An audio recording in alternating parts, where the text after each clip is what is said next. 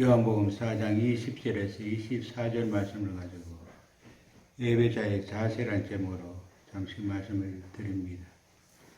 하나님이 천지 만물을 창조하시고 마지막으로 사람을 만드셨는데 사람만 하나님의 형상대로 만드셨습니다.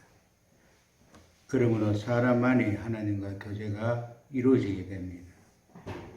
개, 소, 앵무새 같이 하나님은 사람을 만드셨다면 하나님과 교제는 이루어질 수가 없습니다. 사람만이 하나님과 교제가 이루어집니다.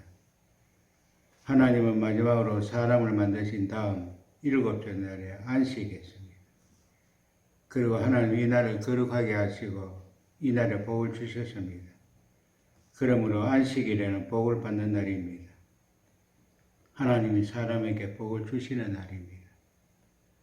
하나님은 이 안식일을 기억하면서 거룩하게 지키라고 하십니다.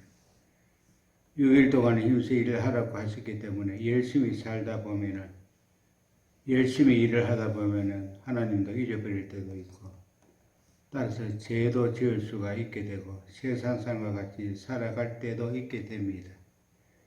그래서 하나님은 이 안식일에는 아무 일도 시키지 말고 하지도 말라고 하십니다. 이날은 하나님을 생각하는 날입니다. 하나님이 어떠한 일을 하시는가를 알 수 있는 날이 이 날을 통해서 우리에게 주신 것입니다. 이 안식일을 지킴으로 하나님을 생각하고 지은 죄에 대해 회개함으로 복을 받도록 했습니다.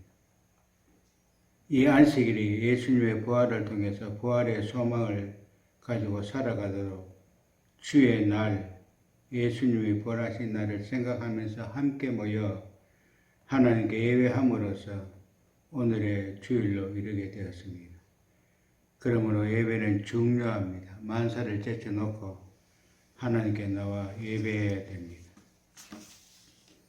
그러면 예배는 어떻게 드려야 하는가? 감사로 드려야 됩니다. 시편 50편 23절에 감사로 제사를 드리는 자가 나를 영원하게 하나니 감사로 드려야 됩니다. 모리아 산에 성전이 세워졌었습니다.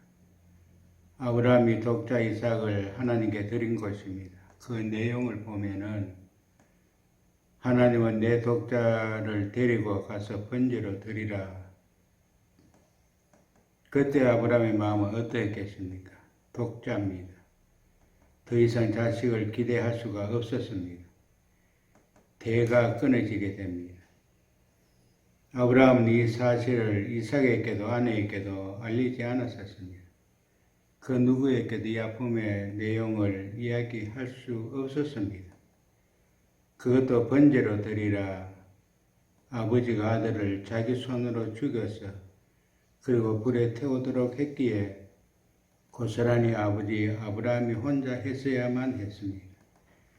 칼을 들고 죽이려고 했습니다.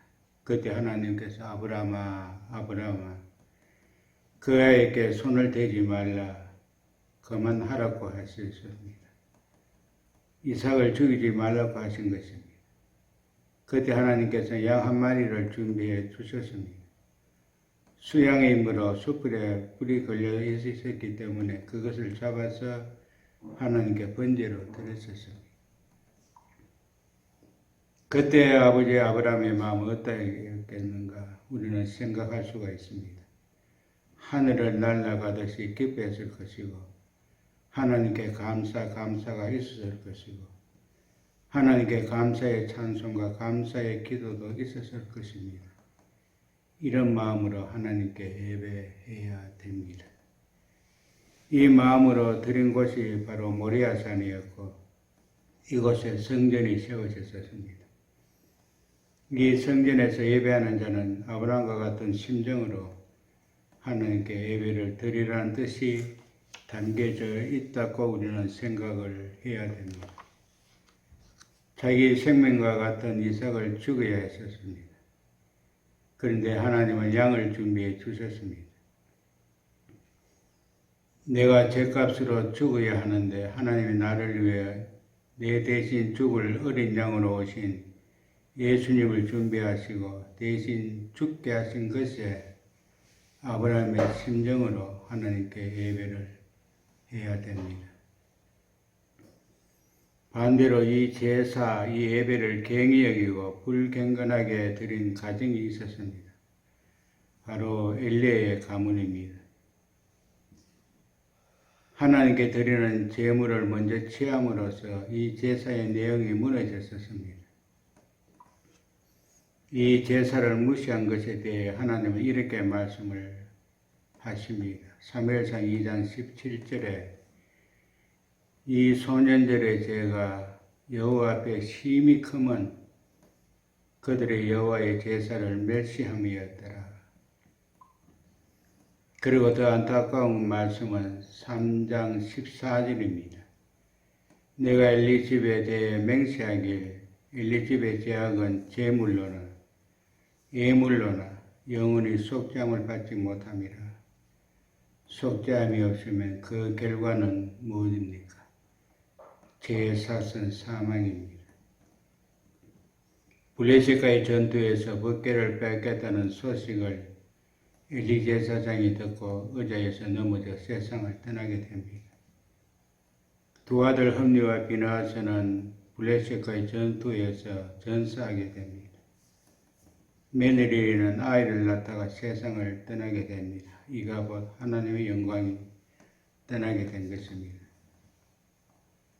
따라서 이 예배는 잘 드려야 하나님의 복이 임합니다. 하나님은 신령과 진정으로 예배하는 자를 찾으십니다. 그리고 복을 주십니다. 아브라함과 같이 하나님이 찾으시는 예배자가 되시기를 예수님의 이름으로 축원합니다. 아멘.